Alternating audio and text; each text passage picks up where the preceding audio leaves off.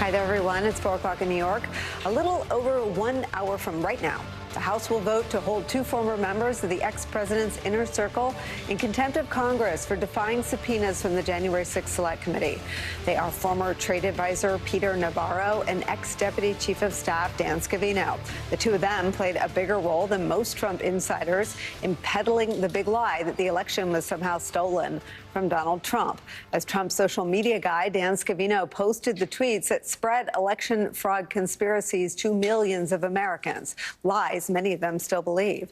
And Peter Navarro even wrote a book bragging about concocting a scheme to overturn the will of the American voters, alongside Steve Bannon, one that entailed the cooperation of more than 100 members of Congress, the very same members of Congress who will now be voting on whether to hold him in contempt of the body in which they serve. Sounds twisted, right? Today's vote will be the third time the Select Committee has asked the House to vote on contempt charges, and if it passes, as is expected, the House makes a criminal referral to DOJ, which has already prosecuted Steve Bannon for being in contempt of Congress, but not yet decided what to do about Mark Meadows. The vote will only add to the pressure, though, bearing down on DOJ to hold accountable not just the former Trump officials who are stonewalling the probe, but also that sprawling network of people involved in the Trump coup plot. News that the Justice Department has expanded the scope of its January 6th investigation broke last week. Now brand new reporting in the New York Times delves deeply into a sweeping subpoena issued by a grand jury in Washington, D.C., one that might bring members of Trump's inner circle, some of whom are already under scrutiny by the January 6th Select Committee, right into the spotlight of that parallel investigation as well. From the Times report, prosecutors are asking for records about people who organized or spoke at several pro-Trump rallies after the election.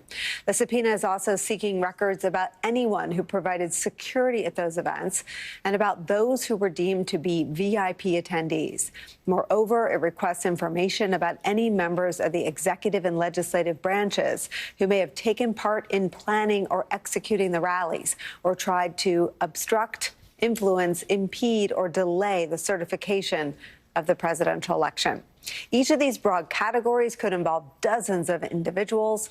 Taken together, the total number of potential witnesses, or at some point targets, sought after by the grand jury could easily reach into the hundreds. The DOJ casting a wide net in its January 6th probe is where we start the hour. New York Times congressional reporter Luke Broadwater is here. His byline is on that stunning new piece of Times reporting we just read from. Jackie Alamany also joins us, Washington Post congressional investigations reporter, also an MSNBC contributor. MSNBC legal analyst Neil Katyal is back, former acting U.S. Solicitor General, now a Georgetown law professor. And Jason Johnson's here, journalism and politics professor at Morgan State University and an MSNBC contributor. Luke Broadwater, take me through what you're reporting today with your colleagues. Sure. So we've been able to obtain a subpoena issued by the grand jury in D.C., and it does reveal some important avenues that they're looking into. One is so-called VIPs at the January 6th rally. They're requesting information from witnesses about these Trump VIPs. The second is anyone in the executive or legislative branch who had anything to do with plans to disrupt or interfere with the January 6th vote of Congress, the certification of Joe Biden's election before Congress. And then the third is the scheme to use pro-Trump electors, or so-called fake electors, in states that were won by Joe Biden to actually vote for Donald Trump instead. And so those are huge topics. Those are sprawling topics. And so this investigation could potentially go anywhere. We don't know exactly where it's going or what the Justice Department will find, but we do know now from the subpoena exactly some very specific avenues for what the Justice Department is looking into as they work their way up from rioters to potentially other people. Luke Broadwater, I think one of your earliest appearances on this program was several after you wrote a piece really sort of investigating and reporting out connections between sitting Republican members of Congress and some of the very same extremist groups who are under scrutiny both by the 1-6 committee and very much so by DOJ. I wonder how this subpoena potentially pulls some of them in based on what you just mentioned about potential legislative targets.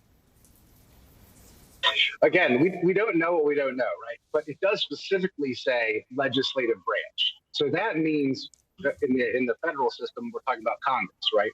So potentially, we know there were connections between some of the people who were planning rallies and some members of Congress. Could that be something they ask about? We know that some members of Congress did have interactions or meetings with different extremist groups over time. Could that be something that they ask about? We honestly don't know the answers to those questions, but we do know from this subpoena that the legislative branch is something that the Justice Department is now interested in as they're asking witnesses through this grand jury. Jackie, one of the sort of dramatic undercurrents around the 1-6 committee is will they or won't they subpoena their own colleagues? And I wonder if the pressure may now go the other way, right? We've talked for so long about Chairman Thompson and Vice Chair Cheney's aggressive posture on criminality. Their filing makes clear that the committee feels that they have gathered enough evidence to say that crimes were committed. You now have a federal judge in the Eastman case saying that likely felonies were committed by Donald Trump and John Eastman specifically. Now you have DOJ saying that its criminal investigation will now, if not target, scrutinize the legislative branch. How might that influence a decision as to whether or not to subpoena members? Yeah, Nicole, I think that could potentially influence the committee, although they have done a good job at this point in time of sort of abiding by the firewall between the committee and the DOJ. We just reported earlier as one example of this firewall that the Justice Department actually stonewalled committee staffers who sought to learn more information about prosecutors' views on the impending referrals from Chief of Staff Mark Meadows and then the referrals that are likely to pass through the House tonight to Dan Scavino and Peter Navarro, and that's according to people who are familiar with the matter. Obviously, the department has not yet acted on the December vote, but when it comes to the issue of actually subpoenaing their own colleagues, this is something where a DOJ investigation could help alleviate some of that pressure that members have already been weighing behind closed doors. We've been told that lawmakers have been acutely aware of not trying to further inflame the situation. And I think that a red line that has sort of been drawn, and as we've seen so far, at least because the committee has voluntarily requested that people like House Minority Leader Kevin McCarthy, Jim Jordan, and Scott Perry appear before the committee, and they have not yet cooperated, and we haven't seen subpoenas, that the committee is treading pretty lightly with these kinds of cases. But I do think at the end of the day, if these contempt referrals are continued to be left hanging and ultimately render Congress's subpoena power toothless, then we could see the committee try to take different moves in order to apply more pressure for cooperation as they scramble to close up this investigative chapter and move towards the public hearings. Neil, I want to read a little bit more from Luke's reporting. And then I have a question about where this may lead. The Times is reporting this. It's not clear if any Trump-era executive or legislative branch members have received subpoenas. There's no public indication that anyone has been targeted for prosecution. But in looking for more information about what was happening at both the White House and on Capitol Hill as Trump sought to stay in power, the House Select Committee has already expressed interest in a range of White House and campaign advisors. Among them is Mark Meadows, the White House Chief of Staff under Trump, Katrina Pearson, a longtime Trump political advisor who was in direct contact with Trump about the details of the rallies on January 5th and January 6th, including who would be speaking and what music would be played. We forget sometimes that Trump, for as bad as he was at the details of protecting democracy and fighting a pandemic, was obsessed with the production details of political events from the playlist. And I remembered this when I read this great reporting from Luke and his colleagues. This is specifically about the 1-6 committee's work, but if those two bodies, Congress and the White House, and these two activities, planning of the rallies, come under scrutiny by DOJ, that seems like the clearest indication yet that if they do what Merrick Garland says they're going to do and they follow the facts where they lead, those lead straight to Donald Trump. You're exactly right, Nicole. So I think this story today in the New York Times is really welcome news by the Garland Justice Department. And, you know, what a subpoena is it's a request by prosecutors for documents. It's not going to be like a target letter saying you committed a crime. They're starting to investigate. And those of us have been, you know, including yourself and I, have been concerned that so far the investigative signs haven't really radiated beyond basically who invaded the Capitol. But this story by Luke says, no, the subpoenas are broader. They include planning for January 6th, who spoke there, who organized the January 6th stuff. And that's a lot. I mean, at this point, the subpoena might as well include the category of anyone who ironically considered downloading Truth Social. It's a lot of people. You know, potentially a lot of people are swept up in this, like a greater number than, you know, Trump probably gave COVID to. It's a broad amount and one that may ultimately wind up being at Trump's footstep for the reasons you're suggesting. I mean, the idea that Donald Trump wasn't involved in the production and theatrics of January 6th has always been a bit difficult to swallow.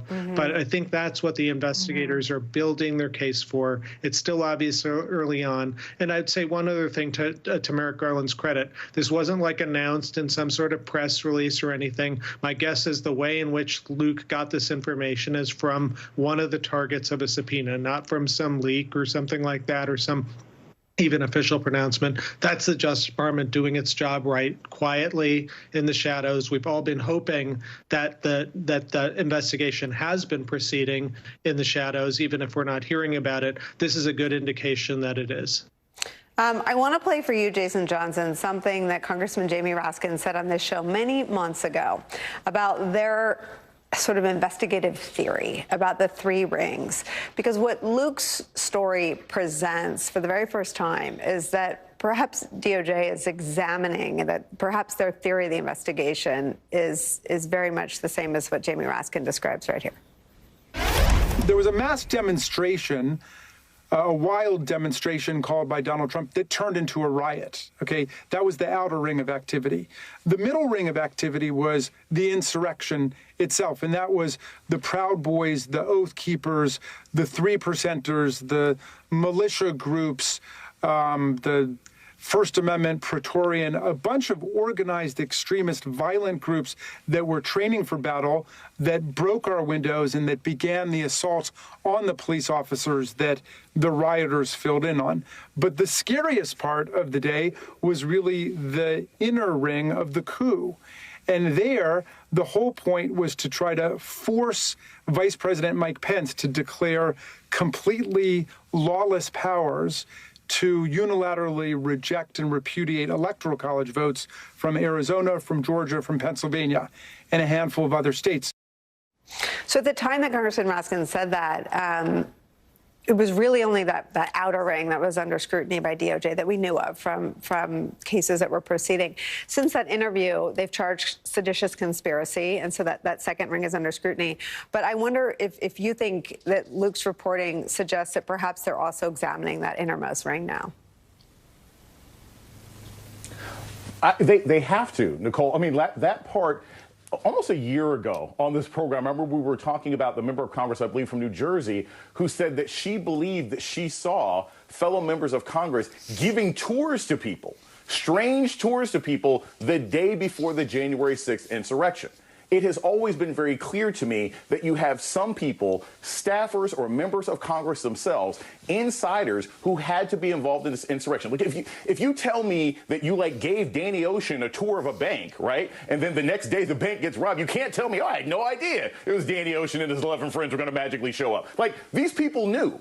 And you had to have inside information. And you had to have people who knew where to find Nancy Pelosi's office and everything else like that. So, I'm glad that this is part of the investigation. It should have been from the very beginning. But I have maintained my concerns about whether or not Merrick Garland will move fast enough or be aggressive enough on these issues. If he can wait 100 days to decide whether he wants to indict Mark Meadows, if he can indict Steve Bannon, but we're not getting a trial until July, and then you have the January 6th committee that's been somewhat concerned about subpoenaing some of their own members, I don't know if anyone has the political backbone to bring members of Congress in front of this committee or potentially prosecute them, because it is impossible for me to imagine that there aren't some sitting members right now who were involved in an attempt to overthrow this government a year ago. And don't take our word for it. Take Ali Alexander's watch. I was the person who came up with the January 6th idea with Congressman Gosar, Congressman Mo Brooks, and then Congressman Andy Biggs. We four schemed up of putting maximum pressure on Congress while they were voting so that who we couldn't lobby, we could change the hearts and the minds of Republicans who were in that body hearing our loud war from outside. I don't even know what to do with that, Neil Katyal. What is that? Is that a confession? Is that a come get me? What is that? Lord knows, Nicole, I'm stumped. I don't know what that is either. It does sound like a confession. It sounds like something prosecutors would use if they wanted to build a case. He's basically come out and said the quiet part out loud. And so, yeah. I want to press on this because it's not just riveting. It's, we now know under Ali Alexander has cooperated with the 1-6 committee. I believe spent up to 8 hours with them. Jackie or Luke, correct me if I have that wrong. But what he says there has elicited, at least in the New York Times, some stiff denials. Mr. Gosar's chief of staff said his office just promoted Stop the Steal events. They didn't plan them, so they were promoters, not planners. We'll have to see if that's a distinction with a difference. Mr. Biggs, who provided a video message for that individual, Ali Alexander, to play at a December 19th rally, said, again, just a video, not coordination for the event planning. And Mr. Brooks, who seemed to have an inside line that was accurate enough, really, really prescient, that he knew to wear body armor on stage on January 6th. He's also out with a denial today to the Times, telling he on January 6th told the crowd to start taking down names and kicking ass in his body armor. But he also denied that he was coordinating any of that activity with Mr. Alexander. What is the significance of this, Luke Broadwater? Well, those members in their offices are denying that they were involved with planning the rally, which is what Ali Alexander said, all those months ago in that video. Obviously they were involved with Alexander in some way. He had to get a video from Andy Biggs to play somehow. Obviously, he did actually. There was a text message that Mo Brooks has made public from Ali Alexander. So they did have some interactions, but they're denying that they had any role in planning the January 6th rally. Obviously, they're, I don't know how to characterize their mental state, but they're trying to distance themselves from the events of that day to a certain extent.